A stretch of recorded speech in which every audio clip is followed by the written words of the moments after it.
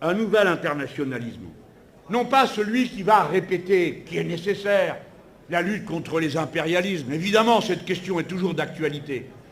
Mais il faut faire surgir, à côté de la volonté de contrôle sur les conditions dans lesquelles se produit la production et l'échange, qui est absolument indispensable, il faut faire surgir aussi une attention singulière à ce qui est de la production intellectuelle, spirituelle.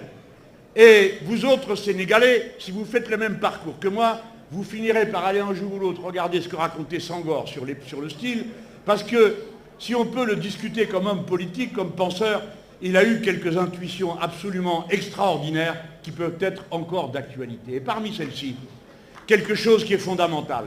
Oui, l'être humain est un être social. Oui, il doit produire et reproduire les conditions de son existence matérielle. Oui, c'est vrai, les conditions de production de l'existence matérielle déterminent des rapports sociaux et des rapports de domination. Mais les êtres humains sont des êtres de culture et ils ne peuvent être des êtres sociaux qu'en étant des êtres de culture, c'est-à-dire faisant transiter leurs relations sociales à travers des rites, des chansons, une langue, des costumes, des cuisines, des musiques, bref, tout ce qui fait cet à côté que dédaigne le plat matérialisme absurde des libéraux qui naturellement n'a rien à voir avec le matérialisme philosophique dont pour ma part je me réclame. En tout cas, cette double vigilance, c'est elle qui peut faire l'objet non pas de grandes déclarations que l'on ferait, d'affirmations de concepts. Cela est toujours utile, car les idées mises au net permettent de penser honnête. Mais ce dont nous avons surtout besoin, c'est de programmes concrets. Dans mon pays, le mouvement insoumis n'existe que par son programme, puis par le mouvement qui accompagne ce programme. Pouvons-nous avoir un programme pour un nouvel internationalisme? Ce pourrait être, on pourrait l'appeler nouvelle... Je ne vous entends pas, hélas, à cette distance. Un nouvel altermondialisme. Parce qu'il tiendrait compte de ces deux objets. Je vous rejoins, Président Sonko, quand vous m'avez dit qu'il était temps de se préoccuper des productions comme l'intelligence artificielle et son contenu. Ah mais si vous voulez, j'arrête tout de suite.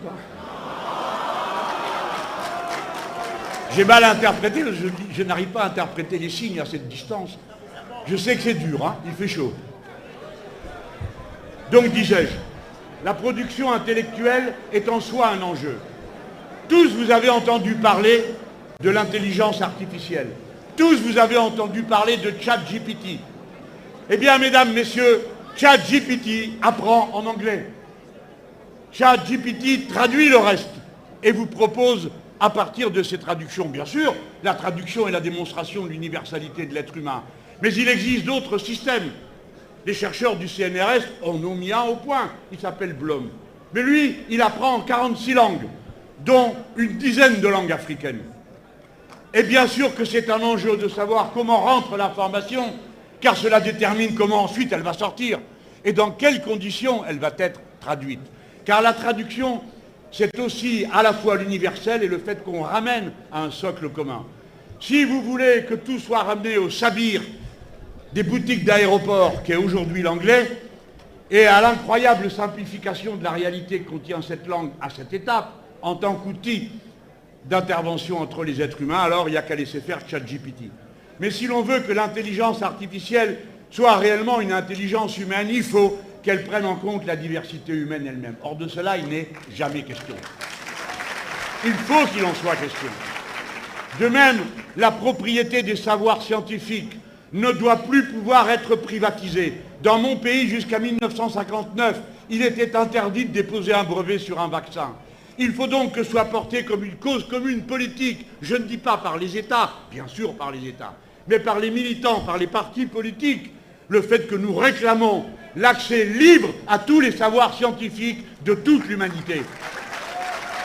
Parce que, voyez-vous, c'est à ce prix que la culture cumulative des êtres humains peut se diriger dans le sens du progrès. Sinon, la culture cumulative ne sera rien d'autre qu'une addition de segments et de compartiments de propriété privée de savoir dont ceux qui ne peuvent se les payer seront définitivement privés. Si nous voulons que le savoir soit un bien commun comme doivent l'être absolument, radicalement, les biens communs comme l'air, comme l'eau, puisqu'aucune d'entre vous ne peut s'en passer. Il faut l'action politique pour libérer le savoir des chaînes de l'argent, libérer le savoir de l'impérialisme, libérer le savoir de la propriété et de l'usage exclusif d'une langue. C'est une tâche politique. Et vous autres, vous devrez y réfléchir parce que, tout à l'heure j'ai parlé du phénomène urbain. D'ici à 2050, il va falloir que vous trouviez la solution pour loger sur le continent africain 850 millions de personnes, c'est-à-dire autant que toute la population des États-Unis, du Mexique et de l'Union européenne. Et cette incroyable population, elle a d'abord comme premier devoir, premier besoin, le besoin humain fondamental, la transmission du savoir. Le savoir que la famille transmet, bien sûr, et donc les conditions de la socialisation familiale qui dépendent de beaucoup de conditions matérielles dans la vie en ville, mais également la transmission intellectuelle. C'est par millions et millions qu'il vous faut scolariser des jeunes gens, par millions et par millions qu'il faut vous les amener jusqu'au niveau de l'enseignement supérieur où vous avez l'honneur et le bonheur aujourd'hui de vous trouver, vous qui m'écoutez. Car sans savoir, il n'y a pas d'issue à la crise. La crise de l'humanité se résume à la crise du contrôle des citoyens sur leur société. Il n'y a pas de solution au fait que le changement climatique étant commencé, et puisqu'il est irréversible, alors il va nous falloir inventer tout, de A jusqu'à Z, de la nouvelle condition humaine, avant la fin du siècle. C'est le message qu'avant tout je veux vous faire passer. Mais politiquement, nous ne sommes pas non plus à croire que nous vivons seulement dans le choc des idées. Il y a le choc des puissances et des rapports de force sociaux et financiers. Dès lors, je crois qu'on peut aller dans la direction dans laquelle les Chinois, un temps, nous ont proposé d'aller. C'est-à-dire que le monde soit dorénavant bénéficiaire d'une monnaie commune et que le privilège de la monnaie commune ne soit pas abandonné aux États-Unis d'Amérique qui en font l'usage que vous savez, qui est d'imprimer des billets tant et plus et d'avoir pour principale activité économique en vue l'économie de guerre. Il faut qu'on puisse avoir une monnaie commune. Et j'ai noté que parmi les premières dispositions prises par le gouvernement en place et par son Premier ministre, il y avait la demande de participer aux BRICS. Les BRICS, c'est un autre ensemble que le G7, les maîtres du monde. Mais c'est un autre ensemble qui économiquement pèse dorénavant au moins autant qu'autrefois on appelait l'Occident du G7. Alors je comprends, je partage l'idée que pour maintes nations, le monde va mieux quand il n'y a pas qu'un seul maître. Car on peut jouer des situations. Et il n'y a aucune honte à le dire. Après tout, qu'a fait l'illustre général de Gaulle chez nous, sinon cela, en reconnaissant la Chine, en reconnaissant l'URSS, etc. Et ça ne faisait pas de lui un bolchevique échevelé. De même peut-on penser que vous ne serez pas des amis d'un néolibéralisme simplement parce que vous siégerez dans la même institution que des pays qui le sont. Mais en même temps, je veux solennellement mettre en garde contre une illusion. Ce n'est pas parce que l'on trouve une alternative au maître qu'il faut l'embrasser avec la passion aveuglée qui ne conduit qu'à des désastres.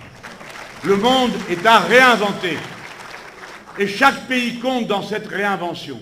C'est pourquoi je pense que, modestement mais efficacement, le PASTEF et la France insoumise peuvent, sur deux continents, faisant la jonction avec les Amériques et puis avec les mouvements sociaux de l'Asie qui sont liés à nous aujourd'hui par un dialogue permanent, mettre en place une sorte de forum pour un nouvel altermondialisme qui fasse ses propositions au monde. Car quand des États les font tout seuls, ils n'y arrivent pas comme on y arrive quand on a les opinions avec soi. Ainsi, quand l'Équateur et l'Afrique du Sud ont voulu mettre au point un cadre légal obligeant les entreprises à avoir une responsabilité juridique, sociale et environnementale, il aura suffi que les États-Unis d'Amérique boycottent et que l'Union européenne se mette en retrait pour qu'à la fin, il ne se passe plus rien. Ça ne se passe que s'il y a des opinions politiques mobilisées, s'il y a des peuples mobilisés, et si l'objectif de la révolution citoyenne donne à voir sans cesse qu'il n'a pas l'intention de dire à chacun comment il doit vivre, mais qu'il a bel et bien l'intention non seulement de changer les conditions sociales, mais aussi de changer les conditions culturelles et intellectuelles du monde entier pour en faire une humanité qui soit une humanité intervenante, une humanité citoyenne. Je vais maintenant conclure en me faisant un instant sénégalais. Alors j'ai fait une pile de citations.